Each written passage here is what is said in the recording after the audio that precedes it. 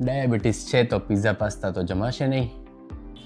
Diabetes સાથે carbohydrates છે એ ન ખાઈ શકાય એવું કહે છે, પણ જો તમે પિઝા પાસ્તા નથી ખાઈ શકતા તો કલંક છે તમારી જિંદગી ઉપર.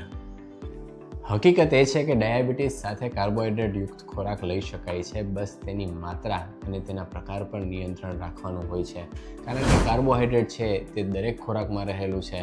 રોટલીથી માંડી પિઝા પાસ્તામાં પણ કાર્બોહાઈડ્રેટ રહેલું છે, માટે એના વગર ચાલવાનું તો નથી જ.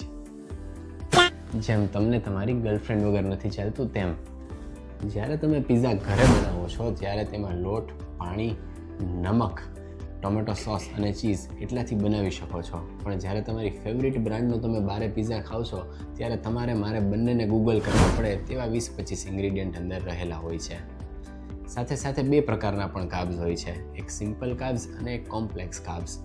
જે સિમ્પલ કાર્બ્સ છે, જે ગોળ, તો તે ખાવાથી શુગરની તરત સ્પાઇક આવે છે. અને જ્યારે કોમ્પ્લેક્સ કાર્બ્સ કહી શકાય કે જેમ કે શક્કરિયામાં રહેલું કાર્બ્સ છે, તો એ ખાવ છો તો એનાથી શુગર ધીરે ધીરે વધે છે, જે બહુ નુકસાનકારક નથી હોતું.